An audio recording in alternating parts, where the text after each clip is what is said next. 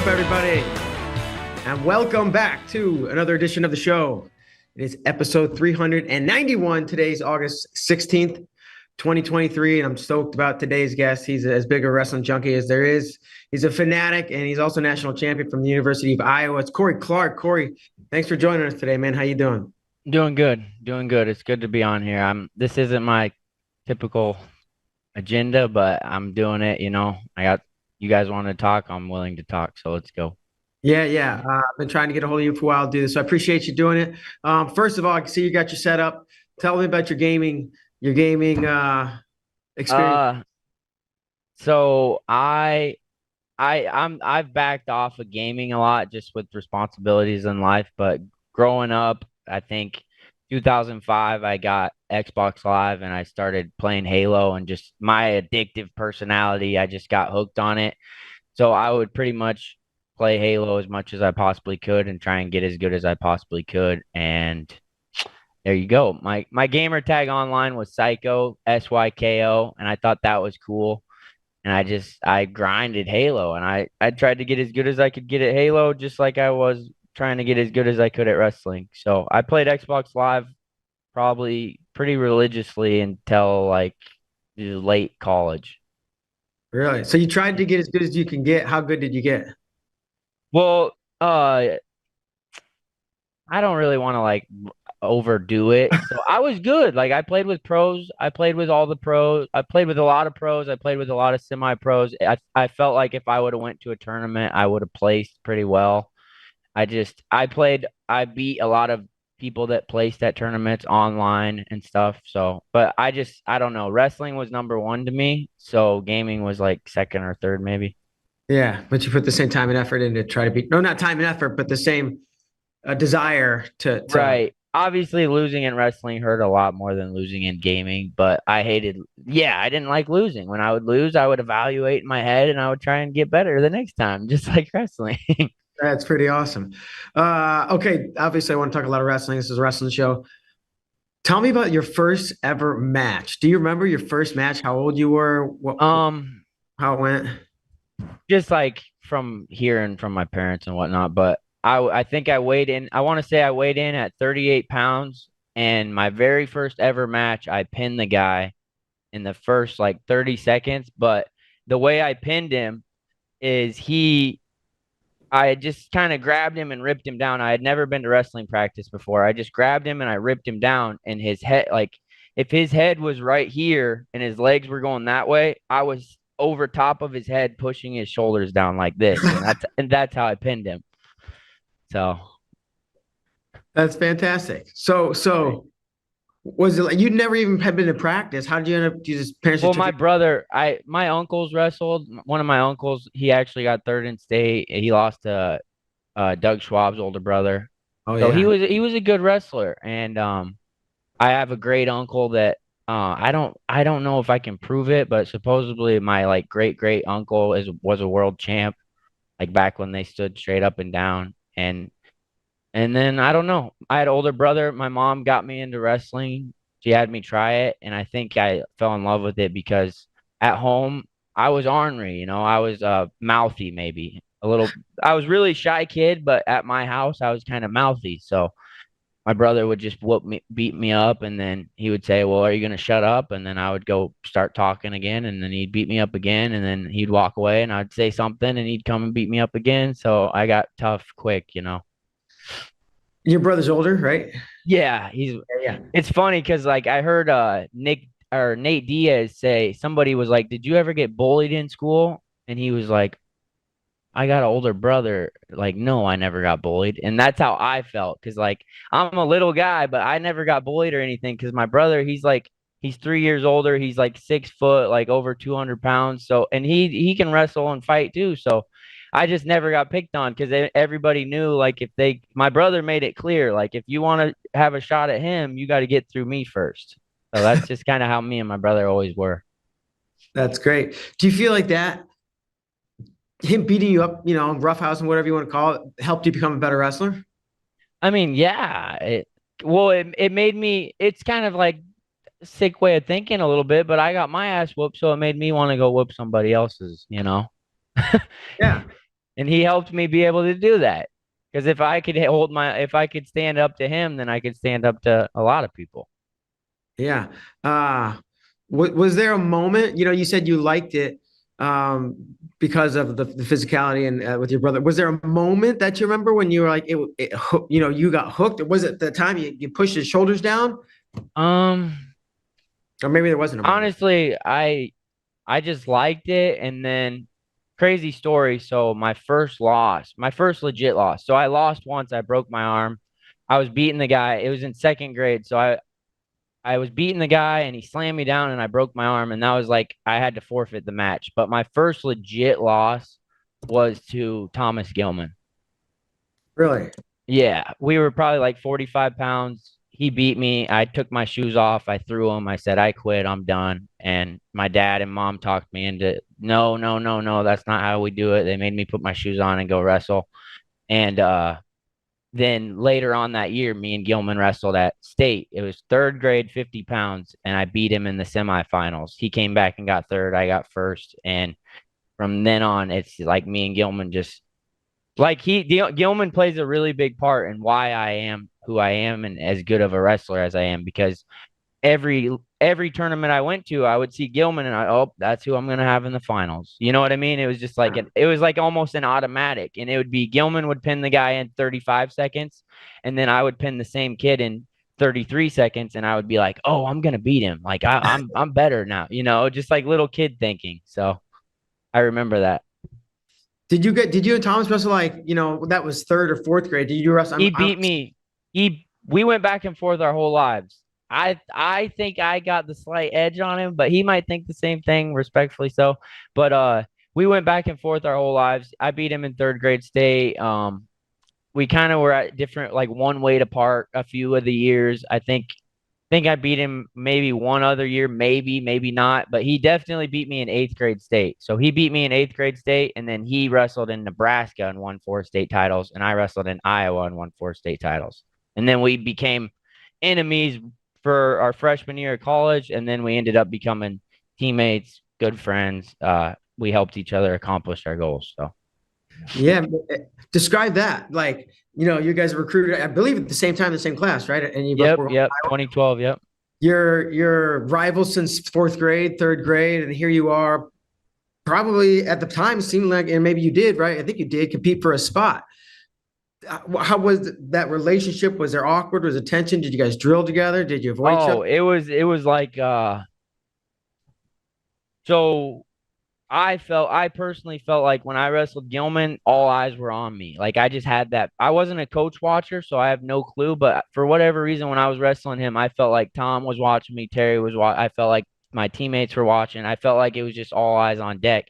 So me and Gilman would probably wrestle once a week, every week that whole year that we were at the same weight, and every single time it was like hair on the back of my neck stood up. We Tom would say up and jogging, and me and Gilman would be racing. I would jog past him, and he would try and jog past me. And then when we would drill, I would try and drill harder than he would. And then when we would wrestle live, we'd try and take each other out. And then I even remember at the sprints at the end, I had to beat him on the sprints at the end. Right now, it was like every single little thing was a competition, and if he was beating me in any area, then it would give me anxiety that I wasn't doing enough.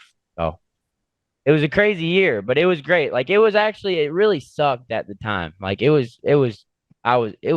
sucked, but it made me a lot stronger and it made me a lot better. So Did you guys talk about, you're the same grade, you all have friends, or there's pockets of friends or groups of friends that kind of yeah, was collecting together? Was everybody hanging out? Did you guys mingle much, like socially outside of wrestling? Or was that? So we lived in the dorms. So he lived with Sam Brooks, and I was friends with Sam Brooks. So like, yeah, we were okay with each other. Like we had mutual respect. It was just within the wrestling room, we tried to kill each other. And then outside of that, you could tell that we didn't want to be like real buddy. We were never like giving each other hugs or nothing, but we weren't like flipping each other off either, Yeah. So it was kind of middle ground.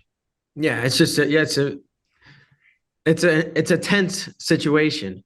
At what point did things ease up? And maybe when you decided to go different weights, I'm guessing. Right when I went up a weight, I said, man, making 25 is terrible.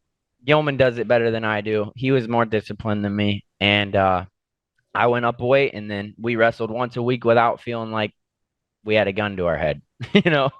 So it Yeah. was great.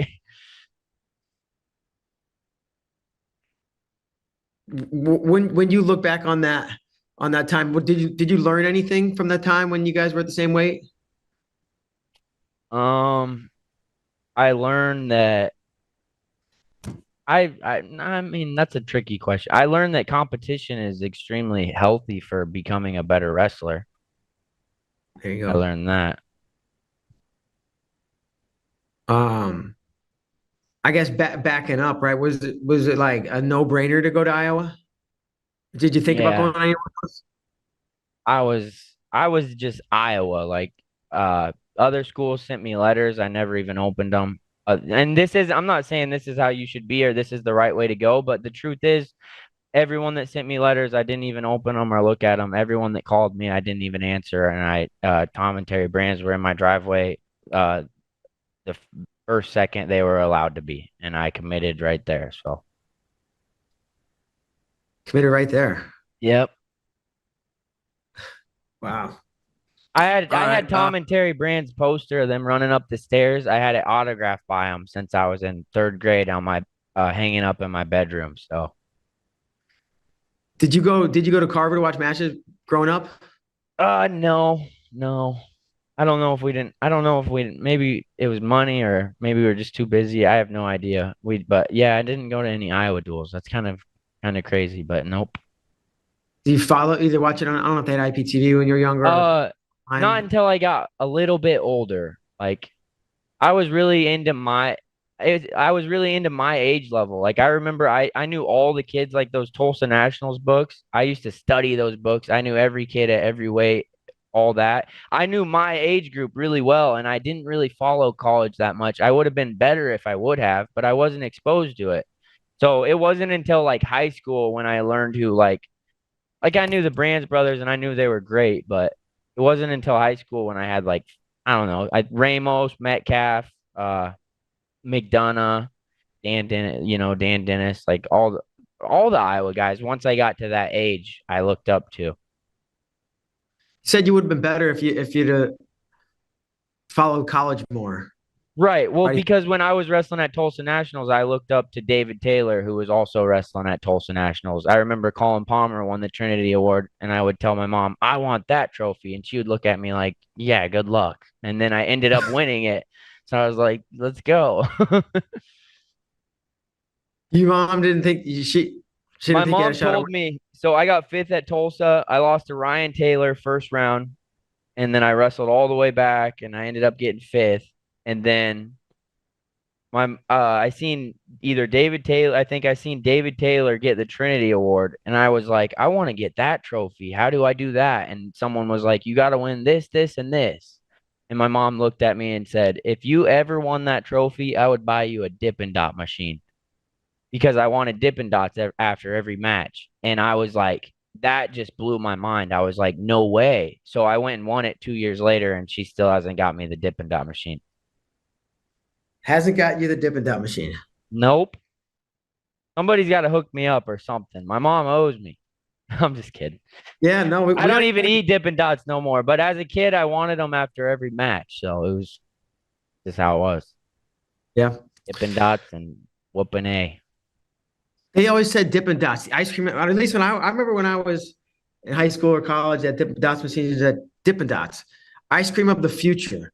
And I'm like, okay, that was 20 years ago. What are Dippin' Dots now? Are they just the ice cream? I Because don't now know. is the I get where you're going with it. I don't have an answer. yeah, thanks. Okay, so I wanted to, take second twice, right? At the NCAA's first time versus the second loss, compare them. Um, it's weird because the first time I wrestled well above my seed, but that was expected. My goal was to be a four-time NCAA champ, so that was all expected. The first time definitely hurt worse because I think just because of my maturity. I think that the first time I just went all the way off the deep end, and then I think the second time I kind of controlled it a little better because I realized last year when I did that, it didn't do me no good. So if I want to make an adjustment to win the following year, I got to handle this a little better, if that makes sense. Yeah, I mean, what you said you went off the deep end. What do you mean Just deep after end your is in first year? like emotionally, like it was like a death, like when a family Right. member dies, like some people handle it really well, and some people go, they're emotional every day for weeks. That's how I was. I was headphones in, just hating my life for a period of time. And then the second time, I didn't allow myself to go through all that. Wow, that's pretty intense. Um, so you learned from how it happened the first time and managed Well, it. So, because I had a freak out and I took some too much time off of wrestling. And then I went back to training and I lost again. And I'm like, well, what can I do different? First of all, let's not have the little freak out baby fit. That was number one. So, and then I won the next year. So I guess it helped. yeah, sounds like it. And somewhere in there, maybe it was just your senior year. You had this giant shoulder brace on. I know there was a shoulder or wrist or elbow or all of Right. or one or two of those. How did you get injured and when? And was it just once or was So it multiple? I actually hurt my own wrist. I was like trying to rip somebody's arm off. Like somebody was like doing the grab their own hands and I was trying so hard to pull their arm out. I was like using my knee and all my weight and I popped I was trying so hard that I like practically broke my own wrist.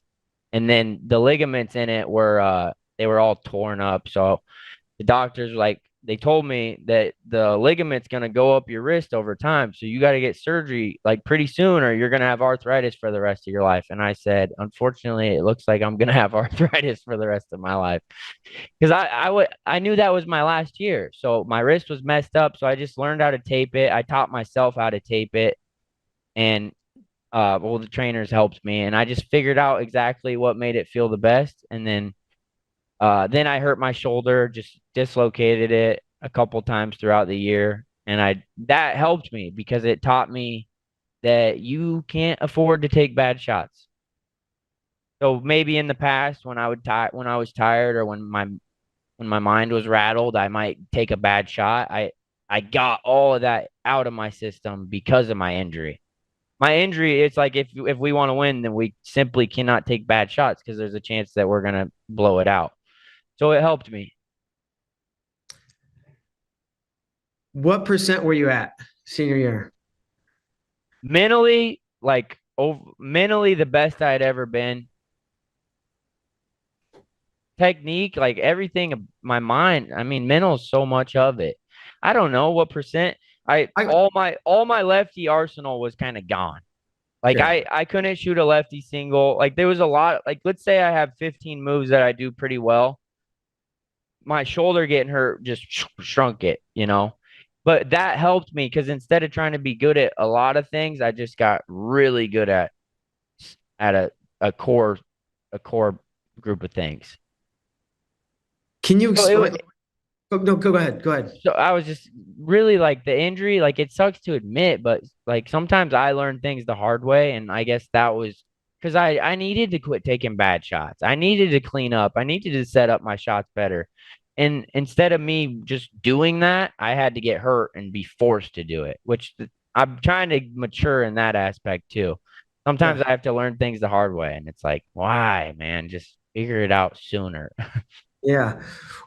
Was that just completely you start if I do 50 moves really well, I'm reduced to this. Was that you feeling and understanding and figuring it out? Was that a combination of that and the coach's input? Yes, the coaches were everything to me. I mean, Tom and Terry were constantly helping me just mentally because I would get anxiety. My all my teammates are training. I'm on a bike. My head was immediately, even though I'm going suicide pace on the bike, in my head, I'm thinking all these guys are getting better at wrestling. I'm not. I'm like, But then Tom basically sat me down and he was like, Clark, you've been wrestling your whole life. You know how to freaking wrestle. Like, you know how to wrestle.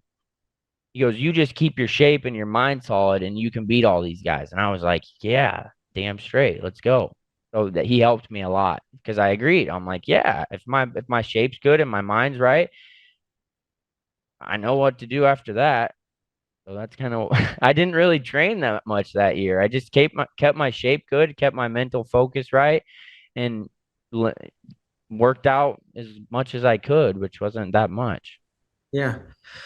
All right. I want to talk about a match that year, and I'm sure it's not one you look fondly back on, but I think it was like one of your first matches of the year, first matches maybe back from recovering from your shoulder. But it was the Oklahoma State match. You wrestled in K Brock Right. in Gallagher, sold out or a giant crowd, and he's this freshman, kind of touted, but you're I think ranked number one. And like all kinds of controversy. Was it takedown? Was it a couple times? Like I think a couple of those riding time I think went the wrong way at some point, and it was like the deciding factor. But like I guess what do you remember about that match? Thinking about it today, and sorry to bring it up because I'm sure it's not your Right, favorite right, topic. right. I don't think about that match a whole lot. I don't think about it much. I don't know if I've even watched it. I think I watched it right after just because that's what I had to do to progress, but I don't think I've watched it in a long time. So I can't remember exactly how it went. But honestly, like I think Cade Brock's a great wrestler, but I think I wrestled not very good that match. So I just I wasn't happy with my performance, and I basically my thoughts after the match were I got to get back in the room, and I got to get my shape better. I got to get my mind better, and I got to work on my wrestling. Even if that's closing my eyes, drilling in my head, I got work to do. So it was just a reminder that hey, I'm on the right track, but I'm not there yet. I got to go. And that's kind of I know there were some controversial calls and whatnot, but we're trained. The way I'm trained is you don't leave it up to the ref. Why would it come down to controversial calls? So that's Sure. where I'm at. Yeah, and was it after that match maybe when Tom started saying those things to you that you told me? Like he was. Yes, yeah, yeah. Well, because I went home and I was kind of like, someone shot my dog. I was a little upset, and Tom was just like, "Hey, like, just get your head up. Like, let's keep going." Like, Tom was confident in me. He knew that if I was ready here, that I was gonna do good things. Uh, so your senior year. Well, let's back up, and I'm not. Who know? I don't know all the details, but Seth Gross was at Iowa, right? Ends up leaving, goes to South Dakota State, and then you're going to face him in the finals your senior year, right? Hmm. Did you have much of a relationship with Seth when he was at Iowa? No, I knew he was a good wrestler. We had the I respect him. I respect all good everybody, but yeah, we didn't wrestle a whole lot. He was younger. I knew that he was, I knew freshman year he was kind of dinking around a little bit and maybe not as zoned in as he needed to be. So when he left and started doing good things, I wasn't like surprised by that. I was like, all right, like he made a mistake and he learned from it and now he's going to be better than ever because of it. And that's what he did. And props to him. He got burnt and then he bounced back better than ever. So that's what you got to Yeah. do. Did you guys wrestle much? Did you? I guess what I'm getting at is, he's got this unorthodox, funky style. And did he Right. have that? If you watch Yeah, him, what I you talk? remember it. He definitely had that. Like, yeah, he was I used to get a little frustrated because I felt like he would kind of let me in on his legs and then just start wrestling from there.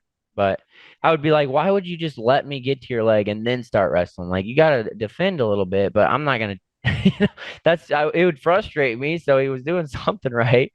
But yeah, Yeah. we didn't wrestle much. I think we might have wrestled two, three times, but I was like a junior or sophomore, and he was just out of high school, so wasn't nothing too serious. Tell me what it was like heading into the finals your senior year, having lost 2 years in a row, but really the first one being more paid a bigger toll on you. But heading in, is it I got this? Is it don't make it three in a row? Right. Excitement? Was it nerves? I'm sure it was a combination of things, but My way of coping with it is I would say I don't care if I win or lose. I just want to perform my best. And that made me at ease with everything. But it was also, I was tricking myself because I knew that if I wrestled my best, there was no way I was going to lose. So I would trick myself. I'd be like, I don't care if you lose, man. Just wrestle your best. But I also knew if I wrestle my best, I better not freaking lose. You know what I mean? So Yeah. that's how I dealt with it. I would always tell myself that before my matches, like, don't worry about winning or losing. You just go do what you do. You wrestle your best, put it on the line. Let's go. That's about it. What do you remember from that finals match against Gross? I remember getting more tired than I expected. I always expect to get tired, but for some reason in the NCAA finals, you get just a little bit extra tired. At least there's a little extra on it for some reason. I don't know, Yeah. but that's it. I mean, I was proud of myself. I remember when I walked off the mat, I immediately told Terry, I said, "Damn, I should have beat him worse. I wish I would have beat him. I wish I would have dominated, but whatever. A win's a win." Was there some relief? Yeah, I felt uh so that brings me into something. There was right after there was some gossip about people saying Terry, like Terry, look at Terry Brands trying to steal the spotlight because he was saying throw me to, people like said that, and that bothered me a lot because if you watch my post press conference interview, they asked me what was the sweetest moment, and I said seeing my coach celebrate. So that made me feel really good that Terry was that happy. And then there's some people that are like, look at Terry trying to steal the spotlight. I was like, my coach is proud as hell as me. This is awesome. Like, that's all I ever wanted was to make the Brands brothers proud. Hell yeah. Um, they, they're interesting guys. Yeah. For sure, and they're intense and passionate, without a doubt. And I'm sure it fueled your passion for the sport probably from before you were there, when you were there, and now. Um, but you do have like a burning passion though for wrestling, right? Like it's not just like you're a My guy. friends, my whole life, all I've heard is you talk about wrestling too much or not everything's a competition. I've heard that too many damn times in my head. Is that all you talk about wrestling or Cory? Not everything is a competition. That's my whole upcoming. That's all I freaking heard. And you're kind of on to a new chapter now, right? So you're like you're coaching, you're starting a club. I think you're coaching a high school. Is that right? Right. So I was working with Izzy Style. I was helping him out. I was working Mondays or I was working mornings, afternoons, nights, putting my work in there. And just through that whole process, I realized that hey, this could be my passion. I could be a good coach. I can do this. Like I got the experience, I got the knowledge. Uh I can get better at this just like anything I set my mind to. I can get better and better and better at it. So then I was fortunate enough to get offered the job. The Montini people, they wanted to see Montini back on top. They offered me to coach there and said I could start my club up out of the wrestling room, and I was like, let's go. Like, I mean, it was just a great situation, and I got some amazing people on my team. I got a great support system from my family to people help involved with my club to the Iowa City, Iowa. Just very grateful for the people that I've met along the road of my journey. Talk But as my far as club name. Oh, say I'm coaching at Montini High School, and my club name is CC Wrestling. So Cory Clark Wrestling in Iowa City. Everyone calls me CC. Terry calls me CC Baby. Tom Brands calls me CC Rider. My girls I used to date, they called me CC. My current girlfriend doesn't call me CC, but she will. I love it. Like on the coaching side, right? Talk to me about how since you stopped competing wrestling, if you've looked at it differently from a coaching through a coaching lens. I think it makes me a better wrestler. Like I think that goes with every coach. You feel like if you could take your brain into your old body, you'd be better than ever. I mean, that's a no-brainer, right? I would hope so. If you're coached it every year, like why wouldn't you be getting better? But yeah, I approach it just like wrestling. Like I'm really excited. I found my passion again. Like I found what I want to do finally. there was a phase where I didn't know what the hell to do, and I went through a little dark spot.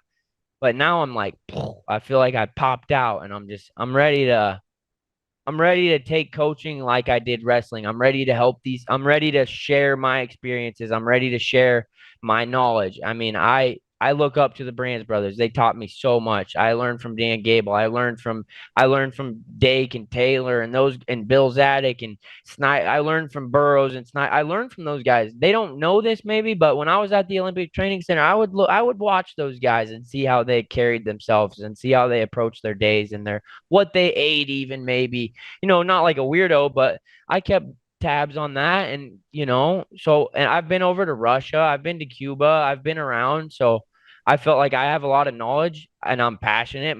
My whole life, all you talk about is wrestling. So who's the better guy than me? Let's go. From your experience And in Russia, Cuba, go ahead. You say something. I was gonna say, like, I feel like some people like don't want me coaching here, and it's like I don't know why, man. Like, I'm not competing with this club or that club or this club. I'm really not. They can compete with each other. I'm just competing against myself. I have my own personal goals, my own personal vision, which I can look further, like far out, and I can see where I want to be. I can see it. And that's all I'm doing. I'm trying to be the best coach I can be. It's not about the money. It's not about being better than this club or whether I'm better than them or not. It's about just being better than what I was yesterday and being then better than that and then better than that. And really the pinnacle is, the pinnacle is Tom Brands. Let's see if I can get that good. Yeah, You know what I mean? for sure. And I can see like the fire and the passion and that you're excited because like you said, you finally found something. And I want to go, you don't have to like expand or go deep on this, but you said there was like kind of a dark time or a dark spell. Maybe you felt lost or didn't know what you wanted to do. Can you just maybe give it a little bit of context? I mean, I don't want to talk about it a whole lot, but basically, I just didn't know what the hell to do. All I knew was wrestling. I didn't know what to do. I didn't know if I would like coaching. I saw how hard Tom worked. I didn't know if I was built for that. I was like, damn, that's a lot. I don't know if I could keep up with that. And then one day it just clicked like, it's time to man up. Like, we can do that. Let's take that avenue. So that I kind of forgot the question, but No, yeah, you kind of explained it. That's good. yeah.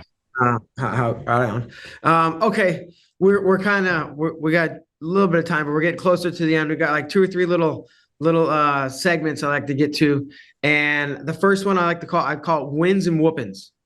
Okay. Right. So thinking back like over the entire span of your entire career, first match till your last, can you think of one win that stands out as memorable? It can be your best or favorite, or it can be really insignificant overall, but if it's memorable to you, right? Or maybe it's your biggest win ever. I don't know, whatever it is, doesn't matter. And then on the flip side, a whooping when, one of the worst everybody's got their ass kicked a couple times at least. This is crazy. I love this, but most memorable moment was winning the NCAAs, probably, because that was a big goal of mine. And biggest whooping,